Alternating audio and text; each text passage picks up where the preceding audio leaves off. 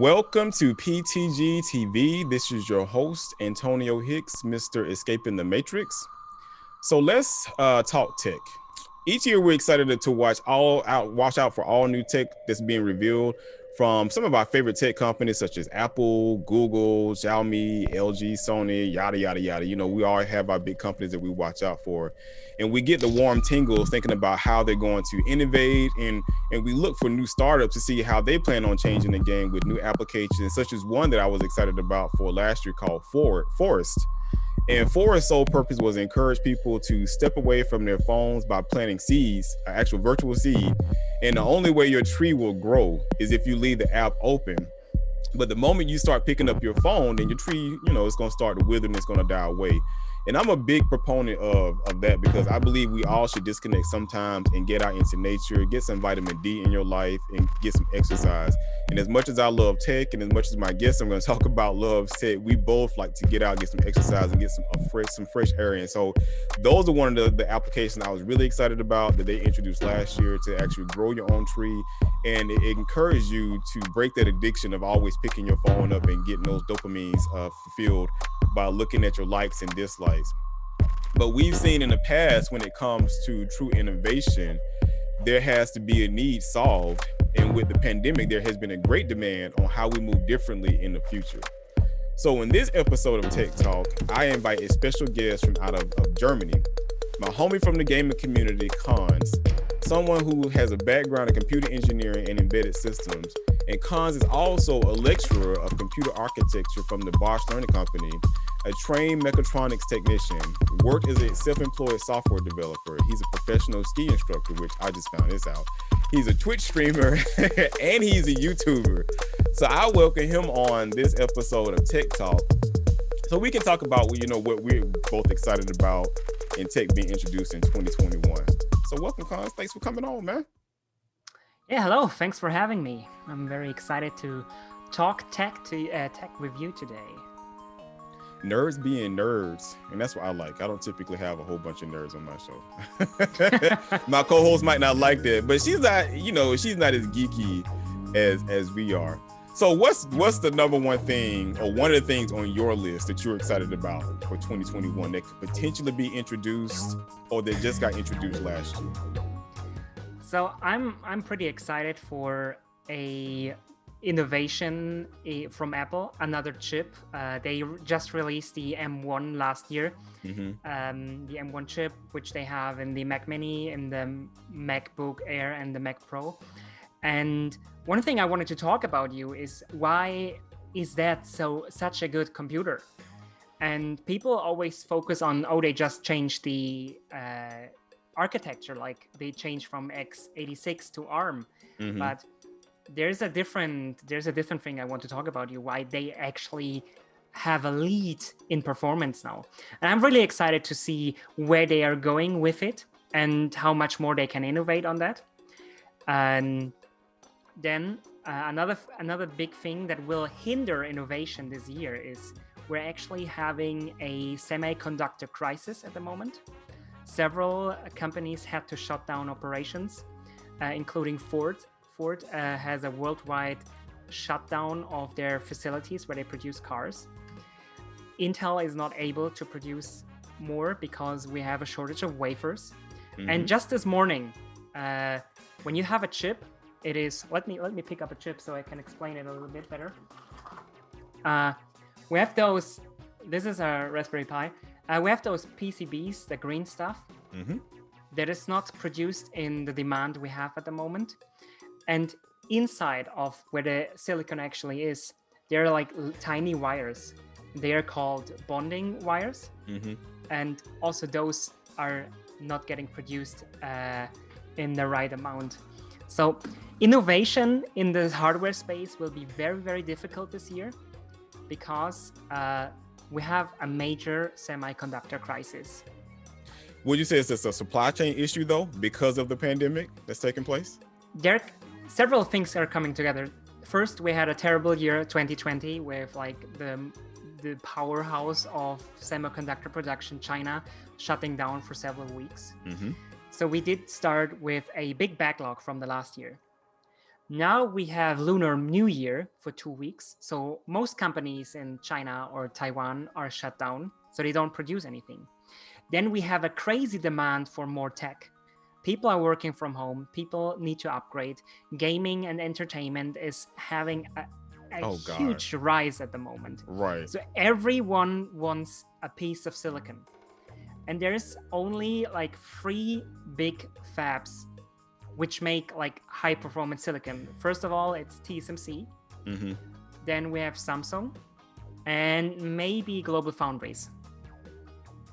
And all of those need silicon, wafers, and fabs. And all of those things are not available. No. So why do you think that Apple has been able to do the ARM chip better than Microsoft? Because Microsoft's version of ARM with their former laptops was trash. It was trash. But Apple has figured out a way to come out, and because Apple has come out with their new M1 chip, and it has been outperforming even their old MacBooks that has Intel in base. So there's it's getting a little bit academic now.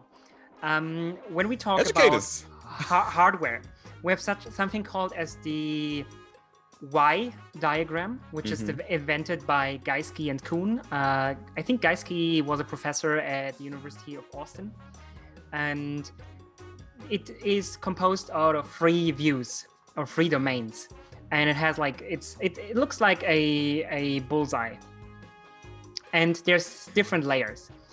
And you start off on the largest layer, which is the system. Right. So then you go over to the algorithm. So first you define what you actually want to do. So you describe that on the system layer. Then you go to the algorithm layer. Then you go to the let me quickly check before I tell you something wrong.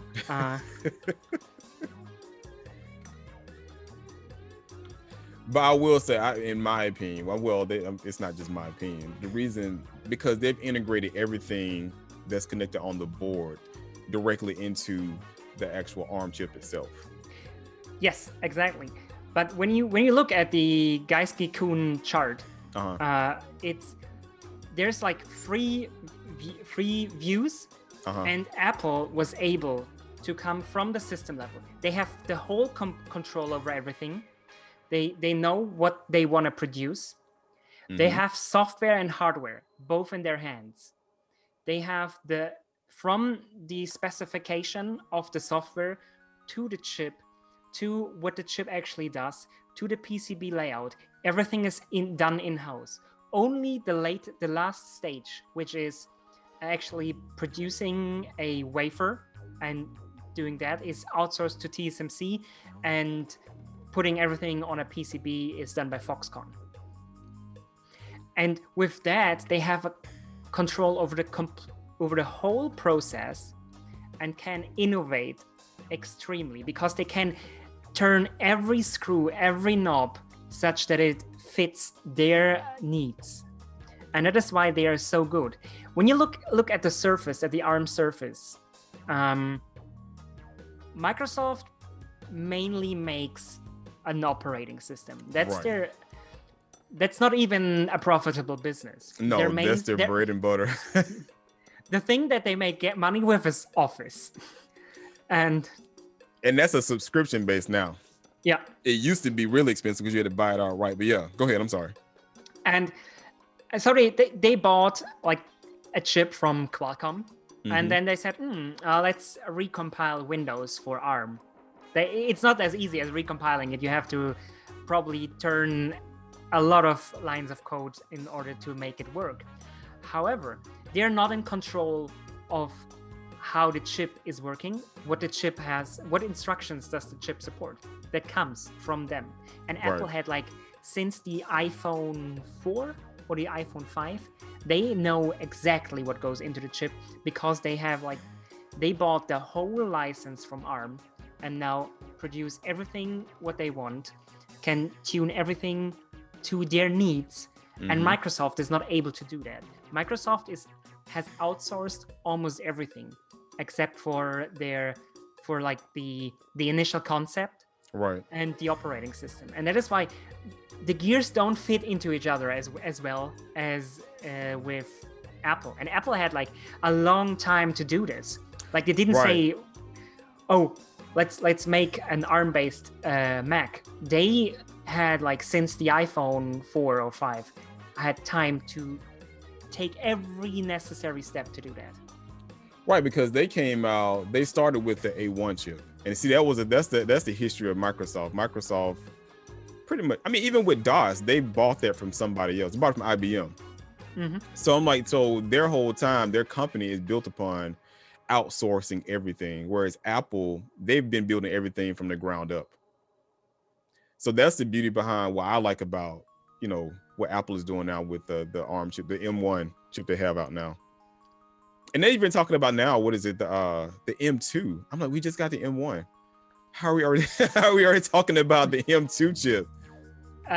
To design a chip, you need like 2 or 3 years of R&D. So they actually not planning only the M2. They're probably working on the M3 and the M4 at the same time. The next chip they are going to produce is probably already laid out, which means like you have like the circuit in a file, so you can bake it into silicon. That's already done. They're already doing their tests with TSMC 5 nanometer, 3 nanometer node. Right. And that takes time. So they're already planning ahead. You can see that when you look at Apple is not good with sharing their roadmaps. No. Apple is, when they have a product, they say, here it is. But when you look at the roadmap of major chip manufacturers like Intel or AMD, you see that the latest roadmap they shown from AMD, you see that they're already working on the next after architecture. That is what Apple doing as well. They all work on the same R&D principles. So one of the things I'm excited about is the introduction of Wi-Fi 6 and it being built into actual routers. Because just like you, one thing this pandemic has displayed is the lack of connectivity across homes. And then once everybody was able to they were forced to work from home, how it slowed down network and connectivity, because now we're all working virtually now. And I don't know about where you are. I know out here in the States, over here in the US, if you live outside a major city center, then the internet drastically reduces down. And you go from 300 megabits down to 100 if you can find it, to 45, and even out where I'm at, certain companies only offer up to 25 megs. Now that is slow as hell. That is slow as hell. But now if you're able to get a high connectivity rate, I'm excited for Wi-Fi 6 because we're at Wi-Fi 5 right now. Like if you don't know anything about that, so Wi-Fi 5 is capable of up to 3.5 gigabit speeds. And with the introduction of Wi-Fi 6, you get up to 9.6 gigabit speeds, which makes everything a whole lot faster. And I'm excited to see that being built into routers being put into homes. So if you have like out here we have Comcast, AT&T, Verizon, and some of the other major ISPs, you typically get free upgrades when it comes to routers. And then devices coming out now. So as you upgrade your devices, they're going to already be prepared for Wi-Fi 6. So if you have an iPhone 11 on up, it's already got Wi-Fi 6 built into it. Now, we're not going to talk about 5G. 5G is trash. It's a mythical beast. It's a unicorn. It doesn't exist. It doesn't exist. People hype that up as a selling tool. And I know because I work in 5G, but 5G is not readily available across the board. And you will be surprised. Like when you see 5GE on your phone, that is not true 5G. That is enhanced LTE. If you don't know what LTE is, long-term evolution. So that's enhanced LTE. It's not true 5G. So, that's my big thing for me is I'm excited for Wi-Fi 6 to see the enhanced speeds, and it helps out with coverage. So you don't have a higher amount of a latency coming in across your network in your homes. We don't even have 3G where we live. You're in the country though, man. Like you're in the country. I'm living in the middle of nowhere. Yeah, I'm happy that I am having a decent landline connection of about 100 megs. But I can't, like my grandmother, her birthday was on Wednesday, and we can't call her because my phone doesn't work. I don't have connection. I can only call her through WhatsApp. Now, I'm sure they do. Could you put a small cell in your house? I think they're not allowed. Really? Yeah, there's the EU has very strict rules when it comes to the frequencies you're able to distribute over the air.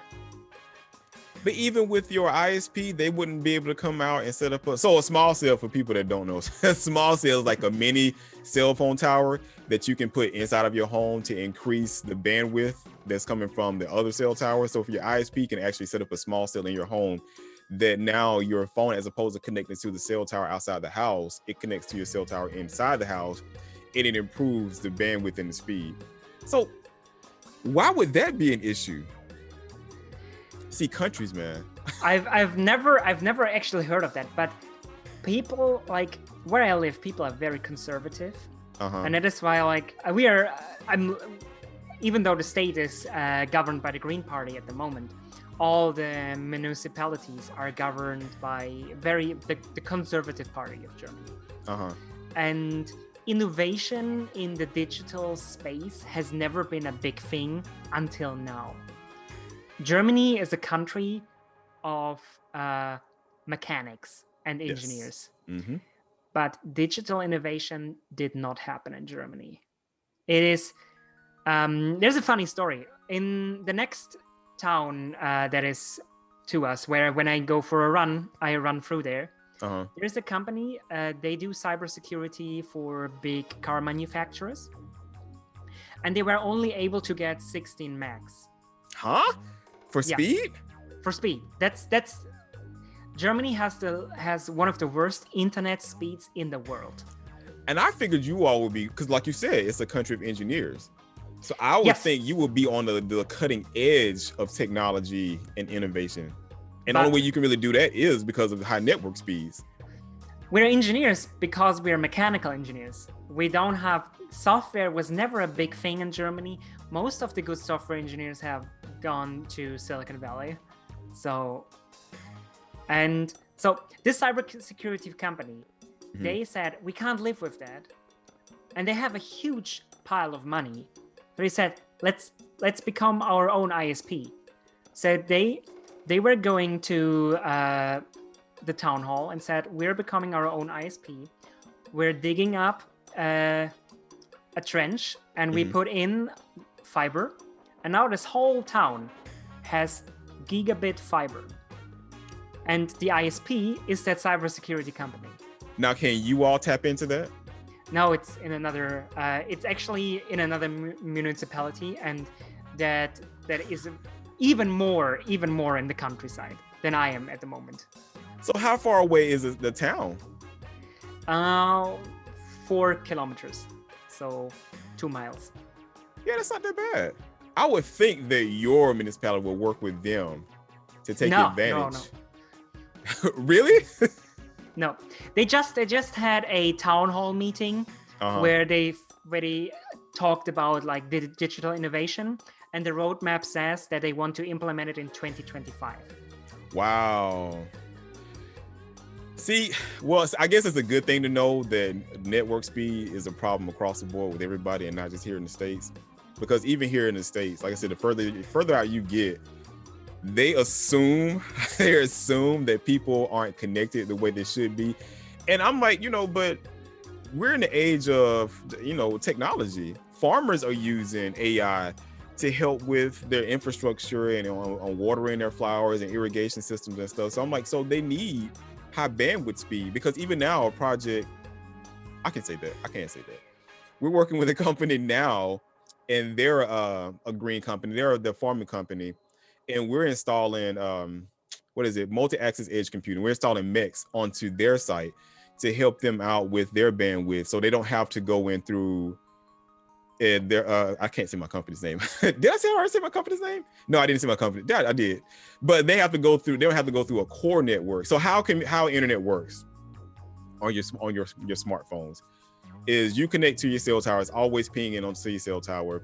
And then it takes that ping, and once you have a connection, it goes out to whoever your cell phone company is, to their core network, where they compute everything, and then they'll send all the information back to you. But with mech computing, mech is actually servers on site. So what it does is we change up the headers on your packets to identify what goes out to the core network versus what actually stays into the mech servers. So that way you get real-time speed. So with mech, you can able to have your own applications, your own network feed off into the mech server, so you don't get any latency. The whole purpose of it is to cut down latency. And so when you're dealing with AI and communicating with your devices, the least amount of latency makes your service even better. So I say that to say, out in the countryside areas, they don't consider us to be high bandwidth users. So they don't see a need to come out. And it's all about money. So really what it boils down to is money. They don't see a need to invest in digging up, replacing the copper that we have coming out here with fiber. And so they give us the trash speeds. Or they'll upgrade the boxes that you see out on the side of the curb.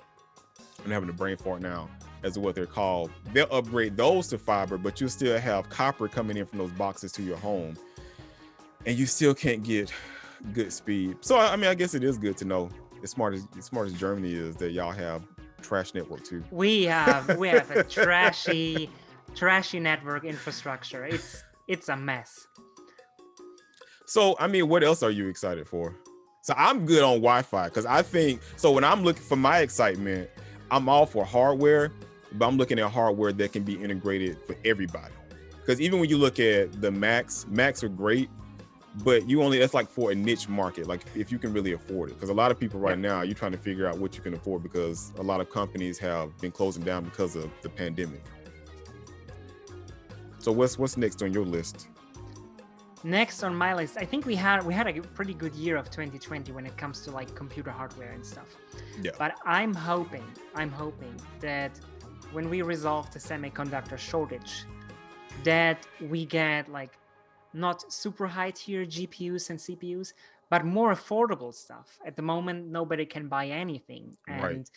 And entertainment, especially in these times. What do you do at home? Like, you cannot read a book every day. You need to, sometimes you want a game, you want to hang out with friends. And I hope that this tech becomes more accessible in the coming year.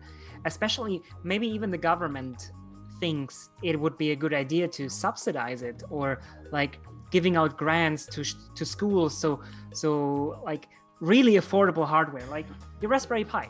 I'm a big fan of the Raspberry Pi. It's actually my main device I work at work. Mm-hmm. And I'm hoping that they are able, like with the current version, they are having very good performance numbers. And I'm hoping that they might be able to make like laptops that are affordable for every kid, because not every kid at home, like parents do not necessarily know a lot about computers and stuff. Mm-hmm. But there's kids, they want to tap into technology. They want to like they want to learn, go to school, because we have to have learning at home at the moment. Right. And introducing technology to children at a very early age, I think, is, when you do it the right way, is very beneficial. It's not something evil. When they learn how to use it in their early years, in their upbringing, they know how to respect it and how to use it later on, and not like just swiping left and right on their Tinder app. Right. Yeah, I went to a conference some years back, and this Navy, this general, he was there. And he was saying just that. He was saying a lot of kids and a lot of, especially everybody in the US, were users as opposed to being innovators and creators. Like, only thing we know how to do is use it. Like, we can swipe left and right, but we don't understand how it works and how to actually build it. And I'm glad you said that, because now I will say I do appreciate Apple for doing that, and what Google has done. They've created games to actually teach the kids on how to code and actually how to build things out, and how the architecture works and how they all line up hand in hand together. So that, yes, I do agree with you on that. If we can teach kids that at a younger age, then they will respect the technology, and they'll know how. They might not necessarily get into coding, but they'll still know how it works and have a foundation. And if they do decide to get on later on down the line, it won't be that big learning gap for them to get into. Yeah, quick story. As I'm working at a university, I'm exposed to students every year. New students come in, and we're passing the line where people come into university without a laptop, because I was brought up with, like, we always had a computer. My mom studied computer science on the side, and she was always working with CAD systems, so we always had a computer at home. So I was always introduced to that, like DOS commands and everything like that. But I see people coming, like students, pupils coming into university not having a proper computer, or not having used the computer properly. They only know how to use, like, not Facebook probably, but like they only know how to install TikTok. But some of them, they don't know how to install, like, a Python interpreter, which you need for coding. When you want to start coding, you have to install that, and they don't know that. And I get, as I do YouTube videos on Python coding, the other day I had a comment where someone asked, how can I do this from my phone? And we are passing the line between people use things all the day, but don't have a clue how anything works. Right. And I think that wasn't even on my list, but I do think that should be the next step, is since a lot of people can't afford actual laptops to be able to use their phones.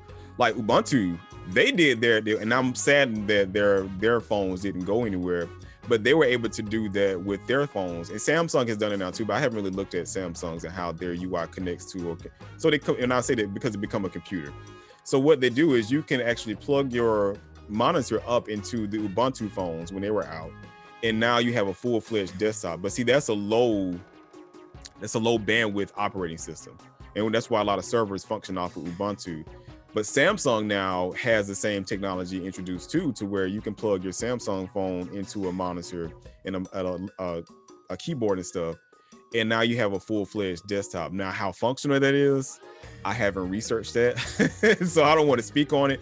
But I do think that's a big thing too, that we should actually start looking at going forward, because, I mean, like you said, a lot of people don't understand how to even put in the Python code, how to even do any of that, drop in IDEs on their computers. But it would be nice if they were able to do it from their phones, because a lot of people can't afford a decent computer.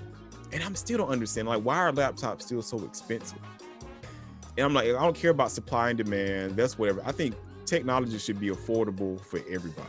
We got to get beyond the state of capitalism. I'm all for companies making money, but I think everybody should be able to have access to decent computers to where they can work from it and not have to worry about upgrading a year down the road because the hardware that's in right now is trash. Yeah, and that is why I'm such a fan of the Raspberry Pi, because it enables. They have, like, a new model which is called the Raspberry Pi 400, which is a computer, a Raspberry Pi integrated into a keyboard. So you only need a mouse. I think the keyboard even has a trackpad, and you only need a monitor. I haven't seen that one. And it's super cool. And I think the states should, as they are, at least here in Germany, they are they run the schools. They should invest in something like that for households that don't have the extra money to get, like, a 300 to 400 euro laptop. Right. What they invest in is Chromebooks. And then we all know about Chromebooks. If you get a cheap Chromebook and you still don't have the full functionality of a full operating system, not a Chrome OS. Yeah, my next big thing, it kind of goes in what you said, though. I want to see better advancement of VR. Like with Microsoft and Apple, they're working on AR, VR headsets. Facebook with their Oculus, and if you don't know about Oculus, Oculus is their virtual reality division of the social network platform. And they're trying to rush in production to get the Oculus Rift, which is just a virtual reality headset, into offices and create software for companies to be able to use it within the office. Now that I'm truly excited for, and I'm like, when they first start talking about VR, and doing more advancement towards it. I'm like, see, that would be good for corporate environments, because now you can have your peers in front of you. You can host meetings and not physically be there. And that's something that we typically see in sci-fi movies, like if you're a Star Trek junkie and other sci-fi movies. That's what I want to see us get more towards, right? Working in a 3D environment or just an augmented reality environment to work with your peers, host meetings, or if you're walking, you have the integrated the maps in front of you to get better at that. So that way you don't have to really worry about physically being there. You can be there virtually and see all your peers and communicate back and forth with them that way. Oh yeah, like the actual holodeck. Yes, that would be good. Yes, in Star Trek, yes. That would be cool. As teaching online is it is actually very tiring. And I'm not always teaching. My boss is teaching, but I'm there to like manage chat. It's like a Twitch stream. Like I'm the mod in his Twitch stream. Mm-hmm. But sometimes you can't see, as we don't have a mandate that people have to turn on the camera. You don't know if people are actually listening. When you hold a lecture or a seminar and you see people are confused in their faces, mm-hmm. You don't have that anymore. You can just you go through your slides and explain something. Nobody asks a question, and something like that is missing from the online teaching experience. To actually know, like, there's a certain part in face-to-face communication that can't be replicated at the moment because of that. Because you only see my face. You don't see how I'm sitting. Like, I could sit like this, but for you it looks like the same. But like that is a huge part in communication. How you act with your body and how people, the audience, reacts to what you say. And that was very tiring for me to see, as my boss was the first time he streamed for the first time. He hated it because nobody was responding in his chat. Like I saw like the experience I had from streaming on Twitch, right, with my boss having in his Zoom lecture. Yeah, and yeah, that's a big thing on Twitch. You can have 20 people watching you, and you might only have 2 people active in chat. Yeah. But yeah, see, and that's one of the things. So I guess I ask your opinion on that. Why don't you think virtual reality blew up the way I think it should have blown up? Because all of us now have face cams. We have webcams. So you technically, if you create the right software, can merge those two together to where you actually have your VR headset and your face cam in front of you, to where it's projecting an image in an overlay inside of that virtual environment, so it can look like they're actually sitting at desk and you can see what they're doing. I think an explanation might be the uncanny valley. So it is so close to reality, but you can still see that it's not reality. And I tried out VR when a friend was here. I was really impressed how it worked. I don't own like a VR headset or something like that. He only brought it over once. But other than gaming, I only seen like the big applications at the moment are gaming, or with the Microsoft HoloLens, probably future CAD systems. But and of course the adult entertainment. Yeah, and yeah, I get what you're saying, because when you look in a virtual environment, it's almost like you're playing Minecraft. Everything is somewhat kind of blocky. But I think the reason behind that was because nobody hadn't really focused their attention on it. So they didn't really have the initiative to work harder towards making things look a lot cleaner and crisper. But I think going forward now, especially and I know people hate Facebook, they don't like Mark Zuckerberg, but I'm all for who's ever trying to create the new virtual environment. Like it was IBM. So there's this anime called Sword Art Online. I don't know if you've ever seen it before. No. So Sword Art Online is you log into a virtual environment, but it actually registers your entire brain into that environment. So you can feel what's going on, you can actually smell, you can taste things, and you can live out your life in that environment. Kind of like, what is the game called? I can't even think of it right now. So there's a game that's out right now that you can pretty much live. You can set up an actual virtual store and make money off of it. Half-Life. you can do that. But they're doing this, so IBM is working towards creating something like Sword Art Online, to where it's almost like a physical game, but it's a world that you can actually go out, travel around in, and experience it different than what you would typically experience in other games. But I think they should have that for, like I said, a company. And with IBM pushing that, maybe that's something they'll work towards, because now with everybody working virtually, and there's no end to this pandemic, even with the vaccine coming out and we get used to it. I think now, because of that pandemic, technology and companies are going to function differently going forward. Like, they're not going to have so many face-to-face meetings, and not because people are still scared about getting sick. It's just that they know they can still get more out of you working home, where you have to cut down on your commute time. Like I'm in the same situation as Konze, where my commute to work is an hour and a half every day, like going there and coming back. So I'm averaging 3 hours on the road. And if there's an accident, there's going to be much worse. And then if there's bad weather outside, it's going to be longer than that. So you'll get more out of people to where they can just wake up, log in. You get more work out of them at home than you are get physically having them come into the office. And I think with a more VR type environment, you'll get that connection to where you want to, that human connection, even though they're not physically there, you can still see them, talk with them, and hang out with them in a virtual world, as opposed to having to physically be there face to face. So that's one thing I am excited for 2021. My next thing, and I'll let you get on yours, is wearables and fitness tracking. Like, I'm a huge gym rat. And like I said, me and Konze, I like getting outside, going for walks, exercising and stuff, and hiking. But the gym, because of COVID, I'm super paranoid. I'm a germaphobe. The gym, like I've always said on a lot of my other rants, the gym was nasty before COVID. And with COVID now, I don't want to go into the gym and get infected by anything. So I want to see more emphasis put on fitness tracking, kind of like what Apple did with the Fitness Plus app they just came out with in December. And people are comparing them, saying they're trying to compete with Peloton. And I was like, no, because you have a ton of virtual trainers out there already. I'm like, the thing I like about Apple is the app coincides with your wearable that you already have, your Apple Watch. So it tracks your heart rate, it tracks your calories burned real time on screen. So while you're working out, you can see your progression. And then to actually make it more competitive, they have you competing against everybody else that's using that Fitness Plus app and they exercise at the same time.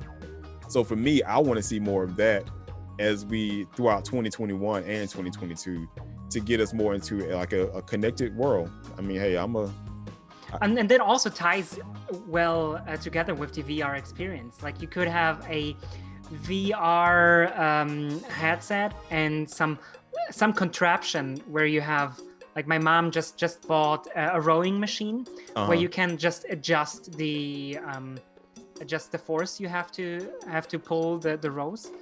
And also the fitness studio I actually wanted to sign up to before the world got crazy, they have very, very expensive machines where you can like adjust the force with with magnets.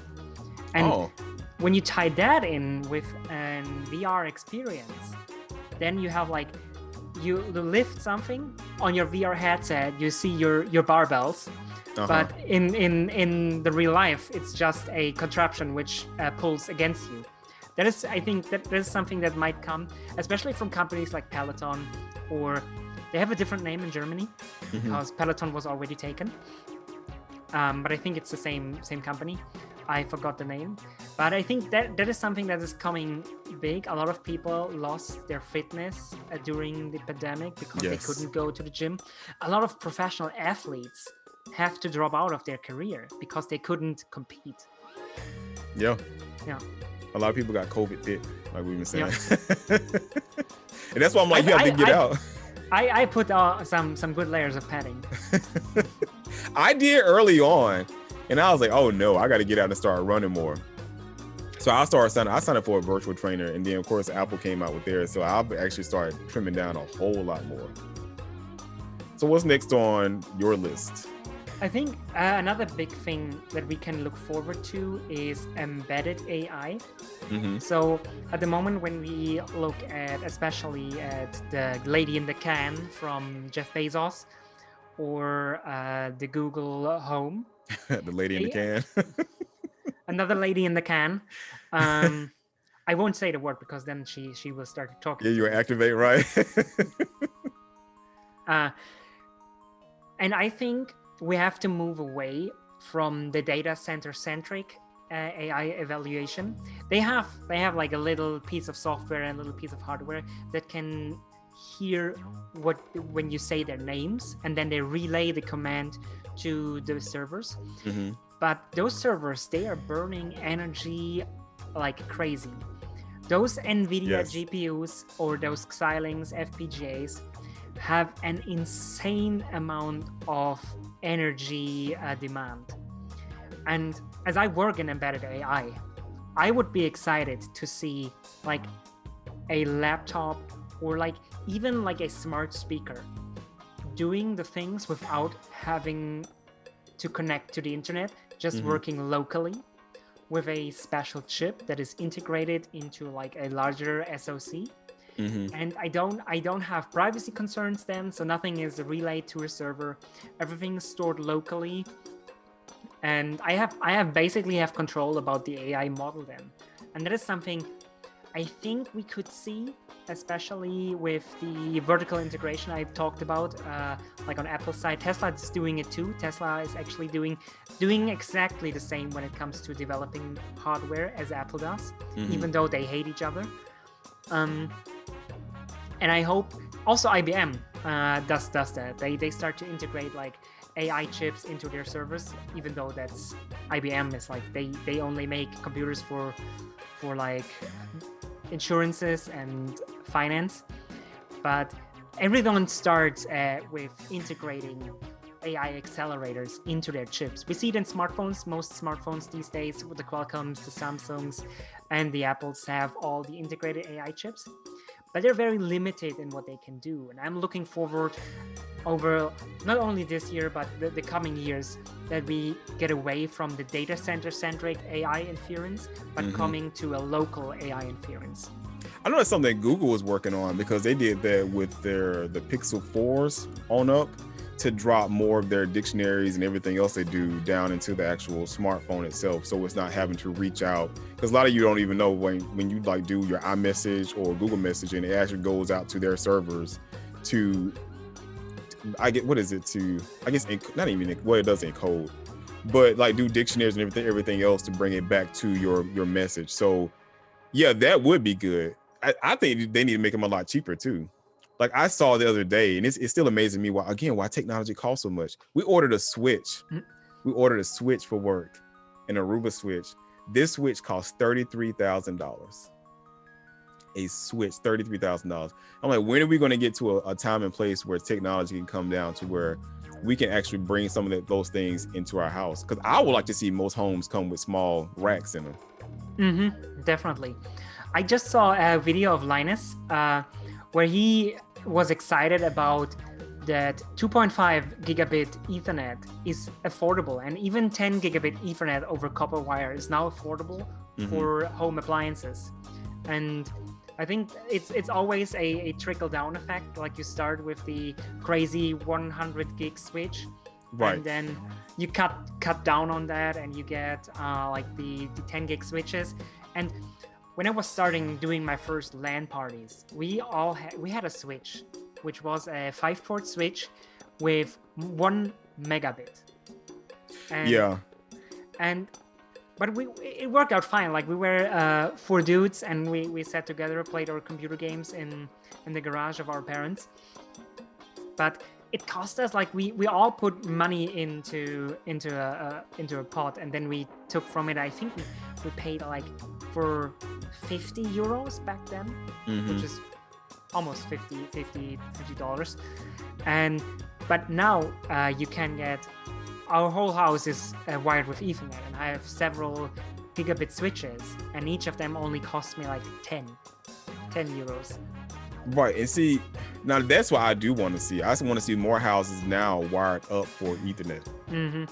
Because you don't even have that now. Like they don't even have Ethernet ports in most houses. Like you just get your regular coax port, and a lot of companies not even using coaxial anymore. So it's like everybody's now going towards fiber So I'm like, most houses now need to be built with fiber, and then you need to make it cheaper to where I can get longer fiber cables and have somebody come out and wire my house out for it. Because that will cut back on latency too, to where you don't need Wi-Fi extenders in certain parts of your house because you got interference from, I don't care if you got lead or pipes throughout your house or even the wood. Like you might have a dead zone. Like I have a dead zone in my closet where my office used to be at, to where even now there's a Wi-Fi extender in there, and when I go into the closet, it's still trash. And it would be great if I could get my next house, towards the end of this year. My next house, I'm gonna have it wired up for Ethernet. Because, I think everybody going forward needs to have their connectivity at home. If they can get access, another thing poses a problem to it if you get access to high-speed internet. And that takes it into smart homes. Like I would like to see us, and this one wasn't even on my list, I just thought of it now, to where you get the actual AI. You get a rack in your house and have AI built into your house. Your house greets you when you come home. And you can connect to your house through your smartphone through voice activation to tell it to do certain things, raise the temperature up and down. I think Nest might do that. I have to look into that because I do have Nest throughout my house, and I wonder if it can do it by voice by voice commands. I'm gonna have to try that out. But those are things that was on my list that I'm excited for this year, because some of the things that we are excited about, smartphones. I mean, how much more do you want from a smartphone? Yeah, smartphones are innovated out. I say, like, I do my YouTube videos on an iPhone. I do that's and I use my iPhone for a lot of the content I create. And it has a crazy fast processor. It has a extremely good camera, and where to go next? That's it. What is the next big innovation that will come to smartphones? Right, because what is the hype every year is, oh, you got a better camera. Okay. Yeah. The screen, you get more pixels on your screen. And even Marquez said that in his smartphone award. Yeah, that there's like a it doesn't get crazy better every year. It's always tinier and tinier steps. So right. Because what is that thing called? I forget what it's called. It's the bell curve. Is that we've reached the top of innovation for smartphones, and now it's going down, because I mean, what else can you do with a smartphone outside of what we were saying earlier, being able to make it a small microcomputer, and you can actually use it for a full-fledged desktop? Because right now I'm like, it's great. And the selling point of 5G, that's not a selling point. It's I mean, you can say it's innovation for going forward, but again, if you live out in rural areas, you're just now really seeing 4G LTE. So you're not even seeing true 5G come out there. And so it'll be years before you see 5G across the board being built out across countrysides and stuff. So smartphones, computers, it's only if you can afford them though. Like the M1, I'm excited for them. I mean, you and I are excited for them because we're content creators. So if you're a content creator, those are great things, because now it speeds up your cutting time. Because when you're creating a video and then you're processing it and trying to get it saved out, I forget what the term is called, but it takes a long time. With the M1s, it cuts that time frame down. But that's only if you're a content creator. So if you're not a content creator, I don't know how excited you are. If you're just an average user, like only reason you get on the computer, which still I know it kind of agitates cons. You get on the only use for just the internet to just check your mail and just watch YouTube. Do you really care about a faster processor? I don't think so. You care about more affordability, right? And maybe more usability. But I think we already almost reached peak usability with that. So yeah, there will come. I think there will come a time in the future where companies like Apple, Samsung, and all the other hardware manufacturers have a problem to tell us why we should buy something from them, because we have everything. Right. And I come from the iPhone 8 and went to the iPhone 12, and for me it's no difference in like how smooth it is. I don't do crazy things on my smartphone. I don't do video editing on it. The only reason I got it was the battery on my old phone was kind of dead, Mm-hmm. and I wanted that camera, and that's it. Yes, But and the camera is nice.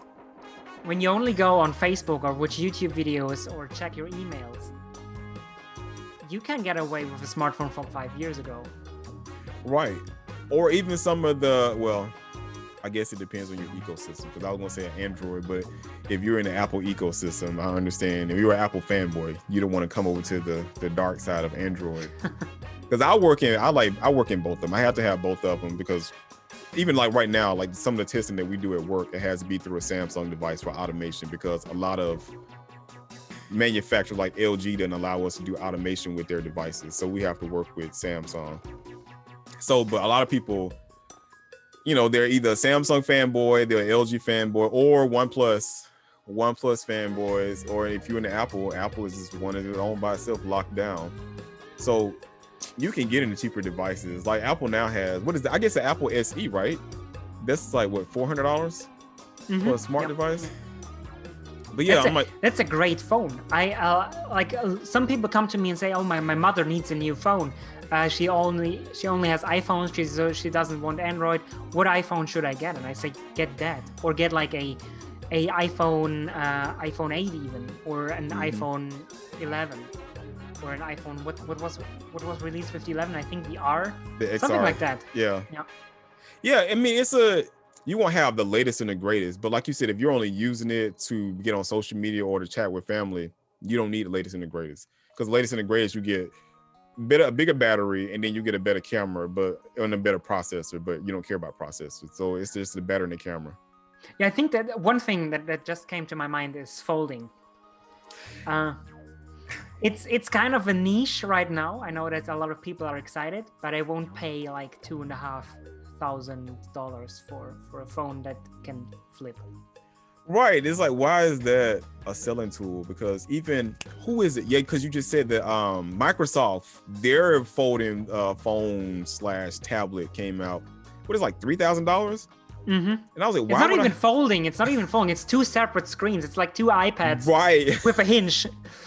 Right. And it has the big bezels around it. So I was like, why would I pay for that? And I'm like, I see some YouTubers talking about how great it is and how you got a full-fledged ARM operating system that you can use. I'm like, but the average consumer is not going to buy this. It's a niche market. Like, who is it? Did you see Marquise's new video about the new Sony Xperia?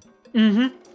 It's a cool phone, because for content creators, it has super cool things. I'm filming everything on a Sony, and I want to get another Sony later sometime.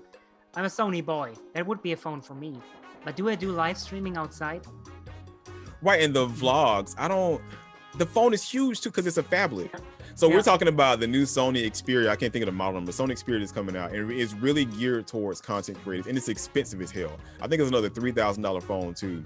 But the whole thing is it integrates with your current DSLR Sony camera. So like Konze, I have one too. I work out of a Sony A6400.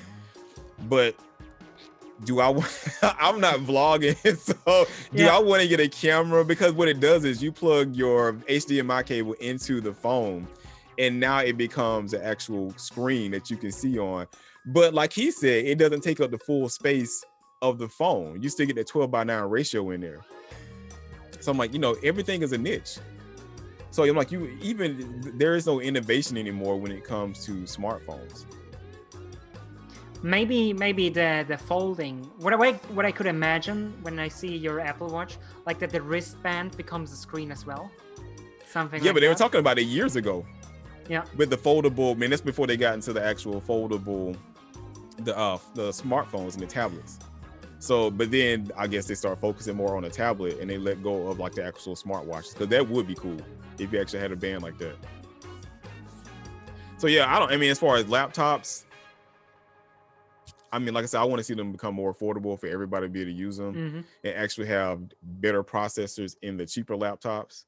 So you don't have to get one upgrade after a year, because that was always my issue, is that I would buy a cheap Microsoft laptop when I was in school, buy a cheap Microsoft laptop, and then of course a year later I will have to upgrade because it's gotten outdated and it can't handle the new operating system that they force upon you. So I went to Apple. Like I have a huge Apple ecosystem outside of my desktop, because we have gaming PCs. Yeah. And not everybody can afford gaming PCs. I mean, you can buy a cheaper version, but not everybody can afford gaming PCs because you end up spending thousands of dollars of stuff that you put in there. So yeah, everything needs to come down a lot cheaper to make things more affordable, like GPUs, even your new CPUs, make them more affordable for the average consumer to use them, and then they can get to where we would like to see them to go as far as being everybody having access to technology and start becoming more engineers and developers as opposed to just users. Yeah, definitely. People have to create the ecosystem and not just use it.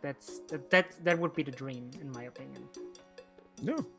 So that's it for us. Unless you got another something else you're excited about for 2021. I'm good so far.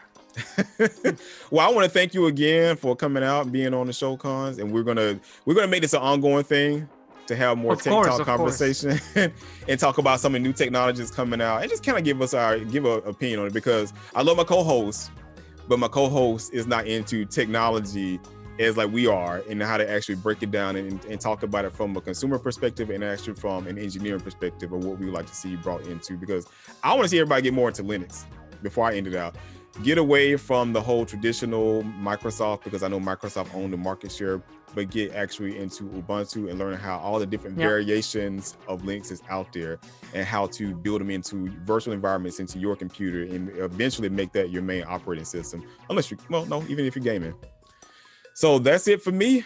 Thank you, Konze, again. If you want to leave us some final thoughts on how people can connect with you, how they can find you on social media, and check out your YouTube channel.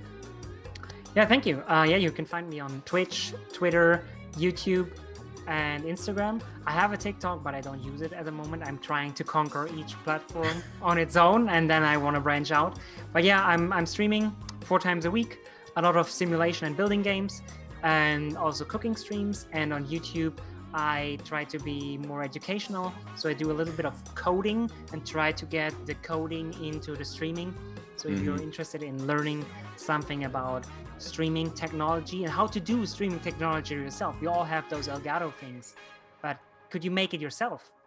Right. Could you become Elgato?